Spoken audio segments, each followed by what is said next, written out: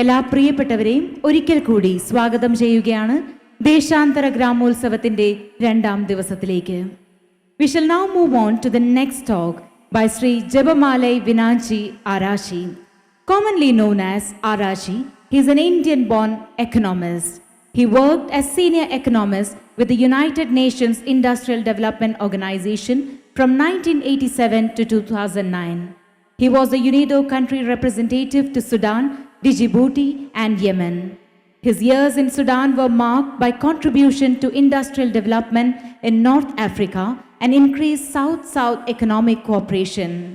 He served as a principal advisor to the Director General of UNIDO based in Vienna, Austria from 2006 to 2009. Vinanchiarachi is a speaker on development issues and has given numerous speeches at the United Nations and academic institutions. He has received numerous awards at international level. In January 2012, he received recognition as the outstanding non-resident Indian contribution on an international level from the Global Indian Association in Dubai, UAE. Vinanchiarachi has authored and co-authored more than 100 articles, reports and books. Today, we are also joined by his wife, Srimati Arachi Cyril, who is always with him in joy and in sorrow. So ladies and gentlemen, please put your hands together to welcome Sri Jebamalai Vinanchiarachi to please come upon to the stage for delivering his talk. വിനിമയ സാക്ഷരതയും പ്രവാസവും എന്ന വിഷയത്തിൽ സംസാരിക്കുന്നതിനായി ശ്രീ ജപമാലൈ വിനാഞ്ചിആരാച്ചി അവർകളെ ആദരപൂർവ്വം ക്ഷണിക്കുകയാണ്. Good afternoon to everybody. It is with a profound sense of gratitude I would like to express my sincere thanks to my good friend Dr. Mukesh Kabila, who was primarily instrumental for my participation today. I was overwhelmed. I would like to thank his good friend Ajay for giving me this unique opportunity.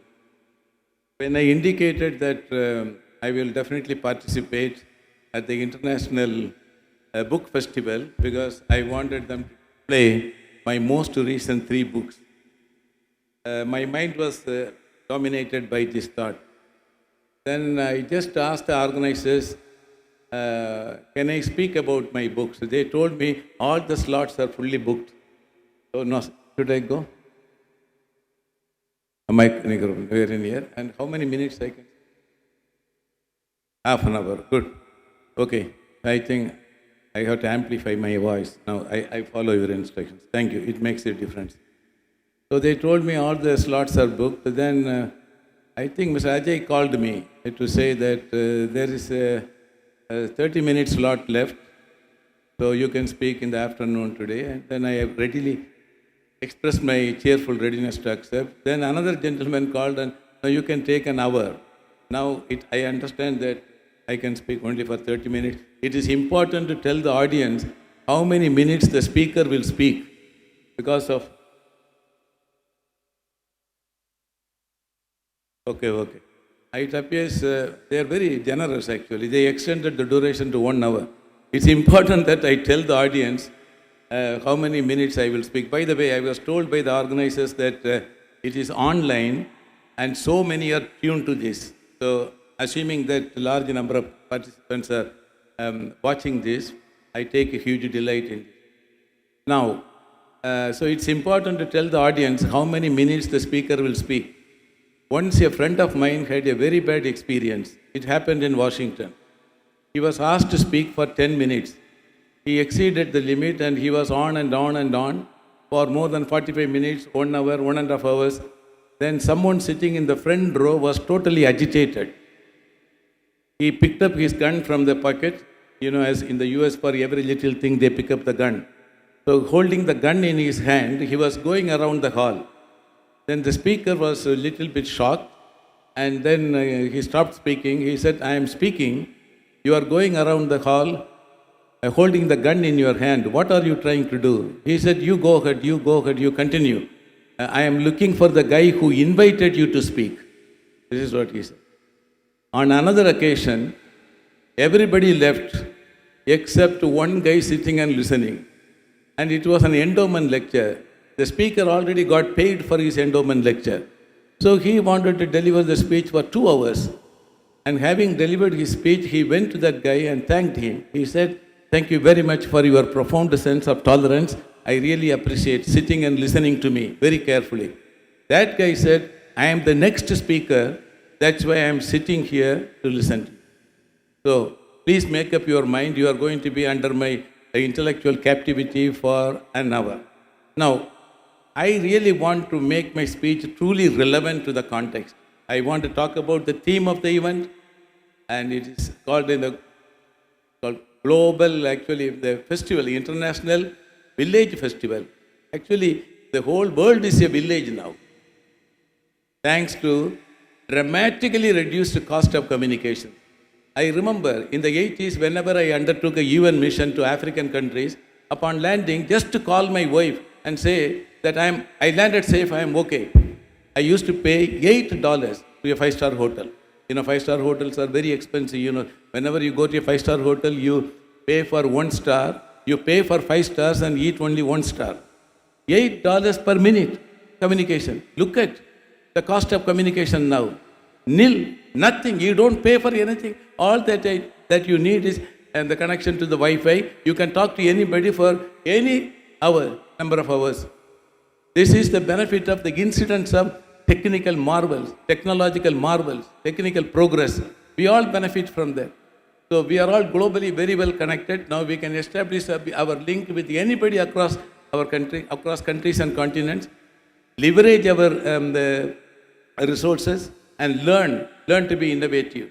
So this is the benefit of it. I want to add practical meaning to that one. Then they say this is actually on migration, how migrants carry their values, attitudes, culture, everything across the border. I want to add to that also. And above all, I want to draw relevance of what is contained in my books to all these things. Let me first draw on what our good friend Dr. Mukesh Kabila said. He narrated very interesting story about migrants in Darfur. I had the unique opportunity of working under him. Believe me, when I landed in Khartoum as UNIDO representative, I felt enormously incompetent to do my job. Representing UNIDO in Khartoum, Sudan, war-affected country, 21 years of war between South Sudan and North Sudan, and so many, 4 million people stranded. They were called internally displaced persons. Stranded, they ran away from the war zone. They all came to Khartoum, living in the periphery of Khartoum. Then 2 million people killed, migrated. The migrated people killed, 2 million people killed because of the war. So in a context like this, to go and implement something befitting our UNIDO mandate is to foster economically efficient, ecologically friendly, and socially desirable pattern of development using, manufacturing as a dynamic force and using technologically advanced and ecologically sound means of production. So I thought I was not relevant there. Our friend Dr. Mukesh Kabila knows very well. In the country team meetings, I gained the feeling that I was not technically qualified even to say one word, because the topmost priority under his leadership at that time was to drop genetically modified American wheat using WFP aircrafts in pockets of starvation. People were virtually dying. Migrants were dying. So I had no chance. I had no opportunity. So I wrote to the headquarters and I wrote to our counterpart, to Ministry of Industry and Trade, saying that I feel enormously incompetent to make interventions. Everything is here humanitarian centric. Nothing else is important there, because people are starving, people are dying, and migrants are in the state of hopelessness. So no other thing is important for international agencies. And leave me in peace. I said after 6 months I will come out with a program. And in one region called the Nuba Mountain region, the fighting factions signed a peace agreement. And for 3 consecutive years, there was not even a single violation of the ceasefire agreement. They maintained durable peace. And these people were requesting the international community to provide them with peace dividend. Peace dividend not in terms of genetically modified American wheat dropped by WFP aircrafts, World Food Program aircrafts. They wanted sustainable sources of livelihood. Then I wanted to capture a niche. I went to Nuba Mountain region, 800 kilometers away from Khartoum. Fortunately, under his leadership, we were all allowed to use the UN helicopters and aircrafts. So we took one helicopter and they went to the Nuba Mountain. I was looking for the villages. There was no village. I asked them, where are the villages? Eventually, I saw some huts, 25 huts. Then, is it a village? Please land here. We landed there. Believe me, no exaggeration. Worse than Stone Age. Primitive villages, primitive type, no infrastructure except one bore well dug by UNICEF. UNICEF always reports only that. During your regime, every time they reported, once I made a joke out of that. Every time they report, they used to say 25 bore wells dug. 200 bore wells dug in this isolated village. Except a bore well, nothing else. Then someone translated the local language to me in English. I asked them, when someone falls sick, what happens? The answer was, he dies. And there were so many internally displaced persons who came back to the areas of peace. They were asked to go back to the areas of choice, of areas of origin. And these people came to Nuba Mountain with a hope that the international community would give peace dividend. There was no one to give peace dividend. And unless you use the word humanitarian, you will not get funds. Then I just went and asked them simple questions. When you go and talk to poor people, don't go there with a rigorous questionnaire to ask them so many things, they will be bored. I asked a simple question. Indicate your priorities. Priority number 1, we want to own a piece of land. Okay, that calls for land reform at the local level. In Africa, it's easy because the village head decides. Okay, that's easy. And we want some assistance from international organizations to cultivate the land, increase agricultural productivity, reduce post-harvest losses, and get into some type of processing activities, semi-processing for further processing. Okay, then next one, we want then activities to increase, add value to our products, then sell it in the nearby markets. So we captured a niche. I thought there is a niche befitting our mandate. Our mandate is to add value. Fabrication is one form of value, leading to processing of food grains. So I thought we are fully justified. I called it humanitarian plus. So nobody wanted to give me money. And Dr. Mukesh Kabila always encouraged me. He discovered me. He discovered me. He thought that I would definitely do something concrete. So I went to the Japanese ambassador. There is a fund called Japanese Contribution to UN Trust Fund for Human Security. Human security. I redefined the phrase human security. I told the ambassador, sir, unavailability of and lack of access to food is one type of human insecurity. So we want to make some interventions to erase that insecurity. Give us money from this Japanese contribution to UN Trust Fund for Human Security, $120 million remaining idle because no one applied for it according to complying with the norms of that particular fund. So he was fascinated. He said, it's a wonderful idea. See, last week I gave $22 million to Darfur. Within 2 days, it evaporated. It disappeared. What you say makes a lot of sense to me. He encouraged me. And he released the first. To make the long story short, within 3 years, nobody wanted to look at us except Dr. Mukesh Kabila. They all ignored me. I even converted a haunted house. There was a haunted building. I asked the minister, it belongs to whom? He said, it belongs to Ministry of Agriculture. Can I take over and convert it into a guest house? I converted it into our PWD building guest house. Yellow paint and dark and the green paint. You have seen PWD. And I just gave Indian police uniform to the security guards. So I created that environment, big hall, and I allowed people to have access to that. Using solar cells, we generated electricity. We put computers there, newspapers, everything. Anybody could come and read. And and we used to keep peanuts and tea, unlimited supply of peanuts. So people used to come and enjoy. So we interacted with the public. So we commanded a lot of respect. We created some guest house also. And I announced in the UN country team meeting once, I don't know, Mukesh, whether you remember that, I said guest house is available in Tukma village in Yuba mountain. Whoever goes there to implement projects, you can stay there free of cost. They said, no, we will pay for it. We will go and stay, pay you $20, $40. I said, don't do that. The moment I start collect money, then I get into the problem of governance. I have to maintain transparency, accountability, maintain account, etc., etc., etc. I didn't want that. I said, it's free. You can go and... So slowly we became popular. We started attracting people. World Bank heard about the impact and compact of that. Somehow World Bank came to know, and they sent a team.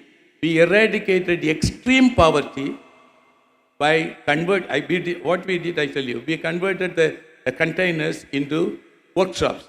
We trained the local blacksmiths on training. We trained them on making fabricated versions of, fabricating improved versions of the traditional agricultural tools. It's called Nuba tools, something like that. So we used them. So we trained them. So World Bank heard about the way we eradicated extreme poverty in 147 villages. Those days sent a team. I led the team. I didn't want to influence them. I said, you come and look at the brutal ground realities of sustainable development, how to create sustainable development and sources of sustainable livelihood for the poor people. They were stunned to silence. They came out with a report. You can Google that report. Community-based development projects in Sudan, lessons learned. In that report, they say what UNIDO does is the best model for post-conflict recovery in terms of sensitization, target beneficiaries, local empowerment, tangible impact, and sustainability. Once the report was out, European Union voluntarily gave $12 million to replicate the same in other parts of Sudan. This is the story. I just add to what Dr. Mukesh Kabila said. I wanted to say that. I think, and I also, in the fitness of things, I want to show the book. Dr. Mukesh Kabila is a great writer, great author. This is one of my recent books, The Poverty of Economic Thinking. We are passing through an era of creative destruction, triggering a transformative shift from quantitative increase to qualitative improvements. And we are all part of that process, triggered largely by technological marvels. And 21st century, all these disruptive technologies are making the 21st century a century of monetizing creativity. So for that, one has to be very critical. One should be imbued with the critical mindset. Dr. Mukesh Kabila does not accept anything straight away. He is a great creative thinker, critical thinker, analytical thinker. And in this book, you will be happy to know that I question the theoretical underpinnings of all the economists from Adam Smith to the latest. For example, 2 examples I say. Adam Smith, the father of economics, said the end of production is consumption. I say no, the end of production is learning. Then David Ricardo said countries are converting resource-based comparative advantages into competitiveness. I say no. Countries are today countries are actually enhancing global competitiveness of their products, using human ingenuity as the infinite source of wealth creation, even without resource-based comparative advantages. I think this book is full of that, evidence-based criticism of the theoretical underpinnings of all the economists. This is the 2nd edition. Now I go to the next speaker who spoke in the morning, Dr. Kiran Bedi.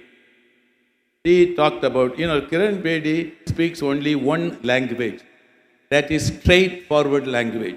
She cannot think one thing and tell something else. She never accepted compromise on the unique aspects of good governance. That's why she came out with a book, Fearless Governance. What is governance on the part of policymakers? That means the policymakers should be imbued with the enhanced adaptive capabilities and skills to use modern technology and to commercialize new knowledge and conceptualize programs and policies and implement them with a high degree of transparency and accountability, making an indelible impact on lifting the people out of the clutches of poverty. This is called good governance. So she wanted to add practical meaning to good governance. Of course, she paid a high price for that, as Dr. Mukesh Kabila implicitly explained. And Dr. Mukesh Kabila also paid a price for being 100% honesty. Honesty is 100%. If someone says that he is 99.9% honest, he is totally dishonest. So in this book, Ethics in Politics, Then and Now, and you look at the way Mahatma Gandhi looks, he's very sad. Huh? There's some bochent, like this. See, here I captured what I saw across countries and continents. You know, I will not tell the name of the country, but I will tell you.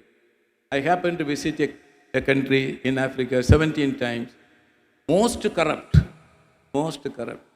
And the city is known for high rate of corruption and the violence. The international reputation is upon landing there, you get killed. Nobody wanted to go. I went there 17 times I enjoyed.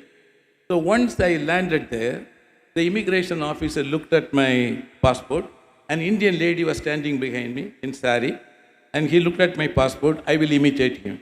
He said, I am going to send you back. I said, why, sir? You got the visa in February. You know, I got the visa in July. The number 7 always has a stroke in between. That he interpreted it as 2. And I said, no, sir, I just got it. I got it in July. He said, no, I cannot allow you to go. Then an Indian lady standing behind me was telling me, don't worry, give him $10. All that he wants is only $10. He will allow you to go. He overheard that. Then I also turned to her, why should I give him $10? I said, sir, tomorrow I have a meeting with the Minister for Industry in Abuja. I have to get the connecting flight from Lagos. Will you allow me to go or not? Then he said, oh, you have a meeting with the minister. He just ridiculed me. Normally I look very humble. I pay a big price for that. My humility is always mistaken for something else. I experienced it across countries, no problem. So he did not believe that. Then I showed the letter. Then he said, but technically I cannot allow. Then I told that guy, sir, can I speak to your supervisor? You know what was his reply? Gentlemen, my supervisor will be more expensive. Better you give me $10 and go, otherwise he will collect $20. So once I was fed up with the level of corruption and rank inefficiency in the country, I asked a friend of mine, don't you have honest people in this country? He said, yes, we have honest people. They are little more expensive, he said. You give them some more money, you get things done. You know, I don't have to convince you the magnitude of corruption. You are all experiencing everywhere. In some countries, corruption is under the table. In some countries, it is over the table. In some countries, the table itself is corrupt. The table is corrupt. The moment you go to the village officer to get a certificate, to get the electricity connection to your bell in the coconut garden, immediately he keeps the drawer open. The implication you put something there. When they see Mahatma Gandhi, they are so happy, in a way it's good. They printed Mahatma Gandhi's picture on this. Then you get things done. This is what is happening. Okay. So this is all about the way we suffer because of lack of ethics in politics. During the period of Aristotle and Plato, ethics was part of politics. Ethical principles governed political thinking, political deeds, everything. Today, it is a rare commodity. That's the one. Then, this is my third book. This is The Resilience of the Indian Economy and the Great Reset. It was done 2 years ago. Believe me, I always make optimistic claims about our country's potential. Because if you decompose the sources of growth in the external demand, import substitution, and the internal demand, you will understand 90% of the growth in each sector, subsectors of manufacturing and other sectors, 90% of the growth stems from domestic demand. The domestic demand potential is very high in India. That alone will do. India will never be affected by any external vulnerability except high oil price. Except high oil price, no other external vulnerability will be transmitted into India because of the domestic. So I made optimistic claims about our growth potential. 2 years ago, I predicted that India would grow by 6.2%, precisely this figure is here, 6.2% by this year. And during the World Economic Conference, the World Economic Forum debate on India, the content of the book figured prominently. Not this book, they did not read this book, but the content. They used the same phrase, resilient, they used the same word, rebounding, and they also used the same figure. I was overwhelmed when I heard that India will grow very fast. It's important to be an optimist. I will give you an interesting story about it. You should be imbued with an optimistic mindset. That's very important. A Catholic priest during the Sunday Mass one day said, by slip of his tongue, instead of saying, Jesus Christ fed 5,000 persons with the 5 loaves of bread, he said, Jesus Christ fed 5 persons with the 5,000 loaves of bread. 5000 அப்பங்களை வச்சு 5 பேருக்கு கொடுத்துன்னு பாருங்க, by mistake. Then he did not stop. The priest said, who can do this? One guy got up and said, I can do this. It's easy to distribute 5,000 loaves of bread to 5 persons. Then he dismissed him as an idiot. He ignored him. An old lady went to the priest after the Mass and said, Father, you made this mistake. Next week, please correct it. So during the next Sunday Mass, he made the correct statement. He said, Jesus Christ fed 5,000 persons with the 5 loaves of bread. Again, he said, who can do this? The same man got up and said, I can do this. Then the priest was annoyed. He said, how can you do this? The man said, with what was left last week. So if you have that optimistic mindset, you can make the impossible possible. Okay, I want to make a reference to our friend Ambassador T.P. Srinivasan, who is also attending this. He is also a great author. You all know that TPS means a byword in Kerala. Everybody knows him. He's a great friend of ours. I tell you, he was the best ambassador we ever heard in Vienna. I was so much impressed by profound sense of humility. Scholarship combined with humility is dignity. I found in him a dignified ambassador, always helpful, very chill. He will never say to anybody, even the guy who used to sell newspaper on the streets of Vienna could ask for an appointment and go and talk to him. Anytime, he always. So I try to replicate his good qualities. Ambassador T.P. Srinivasan, if he can be of any help to anybody, he would never postpone that. I also followed that. I thought, if somebody comes to me for any help, spontaneously say yes. And then I recommendation letter or calling people, and even in Kanyakumari, every day at least 2 persons will come for help. By trying to help everybody every day, I test my influence every day. Because when someone gets it because of my intervention, I used to tell them, you are lucky. If he does not get anything, I will say, I am not influential. At least I can test my influence every day by trying to help. I just followed the Ambassador T.P. Srinivasan's very good helping mentality.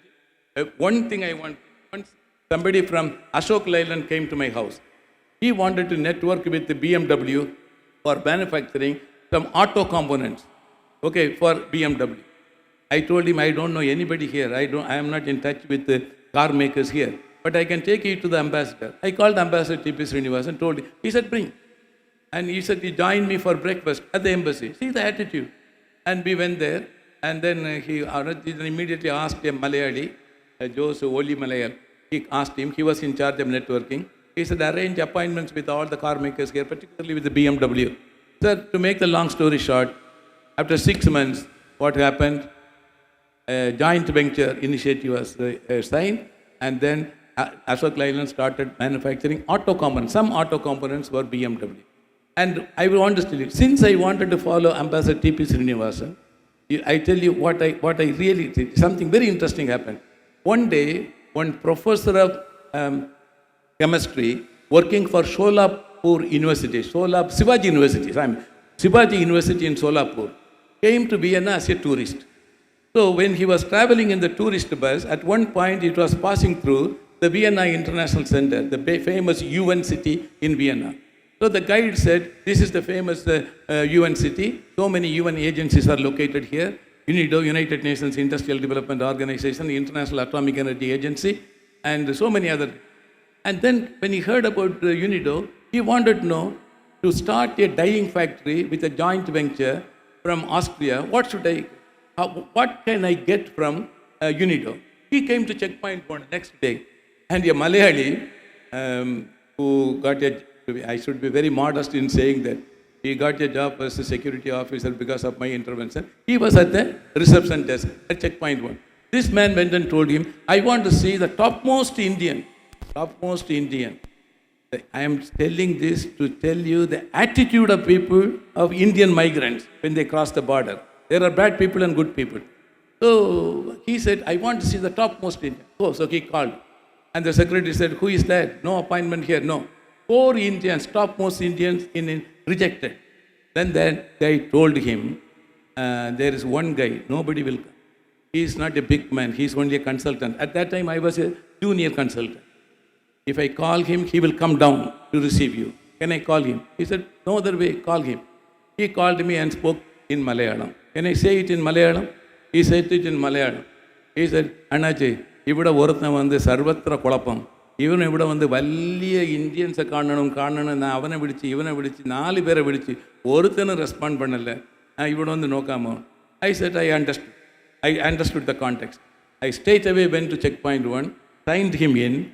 First I said, it is 12:30, let us go for lunch. I took him to the UN restaurant, gave him a fabulous lunch. He was overwhelmed. He was looking at me. Who is this guy? Everybody rejected this guy. He's coming and then I said, what do you want? Then he said, sir, I want to start a dyeing factory. And the guide said, UNIDO is located here. If I want to start this joint venture with an Austrian company, and what should I do? What type of help UNIDO can? I said, I am a mosquito here. Nobody will listen to me. I cannot even go and talk to the top Indian guys. They don't even look at me. In the elevator, I say, Tamil guy, vanakkam. He will not even look at me. He will look at me like this and go. This is the attitude. This is in typical Indian culture.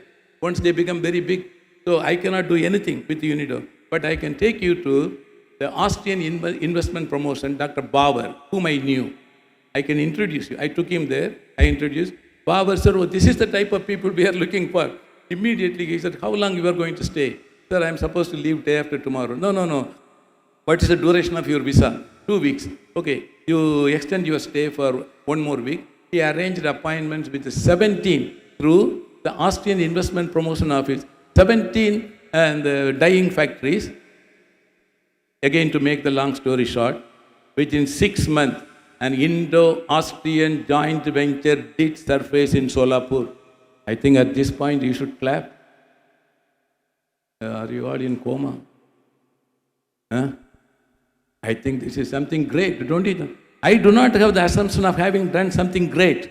I don't think so. I never ever behave on that basis. That is not in my dictionary. I never do that. But I was very happy. He wrote to me, and he wrote saying that you are a living angel. He wrote to me like that. Now I lost my contact with him. These things happen. So this quality I picked up from Ambassador T.P. Srinivasan. Okay, so now, here where we... Now we come to the topic that I gave. I will take only 10 more minutes, madam. Can I take 10 more minutes? 5 more minutes? 5 more minutes. 20 minutes. 20 more minutes. Very good. He is very generous. Mukesh, I hope you will tolerate. He has listened to me several times. Maybe the same jokes and same... Please put up with that. Because of you only we are here, so you be here. Okay. Okay. So, Keralites and migration. Now, I have lot of respect for Keralites. I am from Tamil Nadu.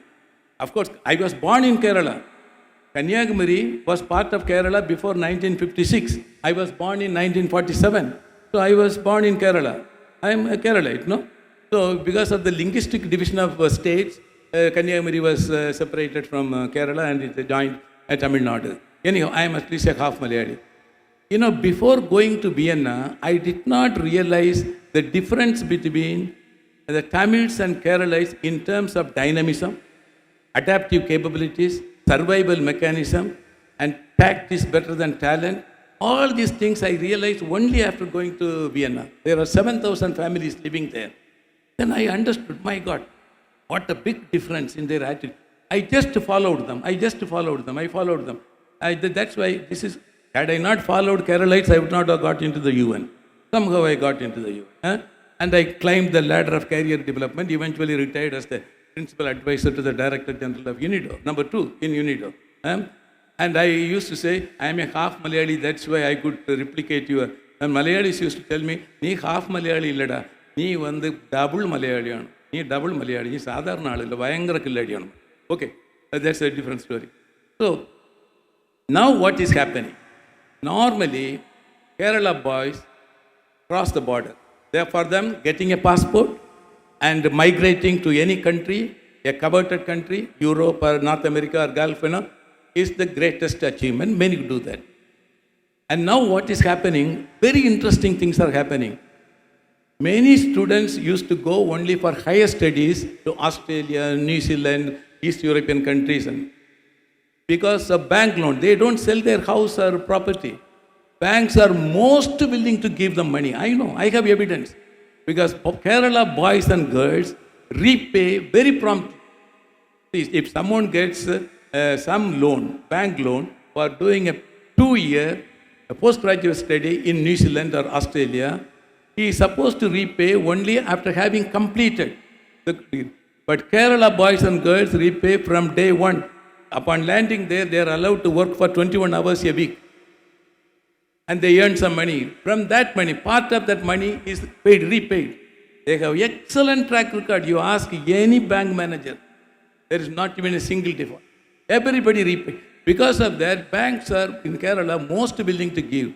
Now what is happening in the last 2 years, students are going abroad for undergraduate study. Now I was told that many students are going abroad even for school, doing 12th standard, 10th standard, 9th standard. Even for primary school and secondary school, they are going abroad. And banks are most willing to fund. This is a very interesting thing. But when they go there, Keralites, I salute them. They carry their good attitudes, values, and their culture, everything there. For example, in Vienna, when I landed in Vienna, there was only one association called Austrian Malayali Association, Austrian Malayali. And within 1 year, they started fighting. And that's normal, they fight, different factions fight. Another group started Kerala Samajam. Then another one started Vienna Malayali Association. There are 8 associations now. On the top of it, there is an umbrella organization, Vienna Catholic Community, where all are members. So every year, you know what is happening to the non-Malayalis? We enjoy that. 8 Onam functions. 8 Onam functions every year. Every time full of entertainment. Fantastic. They are highly talented people. And they penetrate the job market like anything. They are doing a great job. In the UN, when you pass the English test and pass the typing, UN standard test in typing or UN standard test in accounting, they easily get into the UN. And you look at the record, 120 males are working as secretaries. This post is normally for ladies with either English accent or British accent, American accent or British accent. But our people are able to penetrate this job market and they are doing extremely well. If you look at the progress report written by the supervisor or supervisor, excellent track record. So I follow that. When I started as a consultant, then became industrial development officer, then country director, then principal advisor to the director general. Largely due to all that I learned from Kerala. I'm grateful. And particularly from the migrants. Here, where we go, I want to just say one thing about the migrants' plight, the plight of migrants. Recently, I wrote a chapter which was published in a book by Springer in co-authorship with one of my colleagues, Ines Bengada, a lady from Latin America. We were implementing a $3 million European Union project in Sudan. And we saw many migrants coming from Eritrea, Ethiopia, Uganda, and Syria. And our job was to integrate these migrants into the local economy. Fortunately, Sudan is the only country, it enacted Migrant Integration Act, 1974, it says they are allowed to be integrated into the society as long as they act as a development catalyst. In order to be a development catalyst, you should be imbued with enhanced capabilities and skills. And our contribution was to do that. Many Syrians are running barber shops and pizza shops. They are doing very well. Many Eritreans are doing work in the big villas, bungalows, housekeeping work. So we selected them according to their capabilities, aspirations, aptitude. We arranged that. It was a very successful project. One tragedy is when the immigrants arrive in Sudan, the UNHCR, you must have heard about it, United Nations High Commission for Refugees, they used to create tents. They used to cover 5 acres of land, create tents. Tents are of 3-star ambience. Very good tents, imported tents, very nice, very well maintained. They accommodated them, and every day UNHCR used to give them bread, jam, butter, and around 11 o'clock some tea, coffee, very good lunch, and then 4 o'clock another cup of tea, and evening also nice dinner. This was being watched by poor people in the host country. Sudanese were just watching the feast. They were bystanders at this feast, refugee feast. Then I intervened. I said, look at the poor people of the host country. They are also almost like refugees in their own country. They don't have means. They don't have sustainable sources of livelihood. They are looking at them.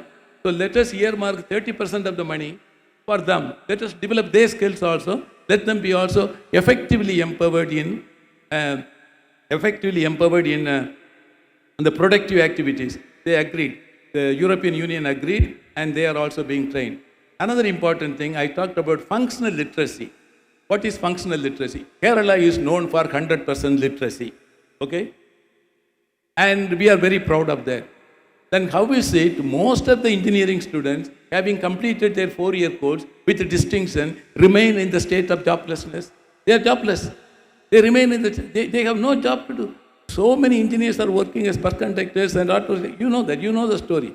If at all they get a teaching position in a private engineering college, they are willing to work for 4,000 rupees, 7,000 rupees with accumulated 4-month arrears. They don't pay properly.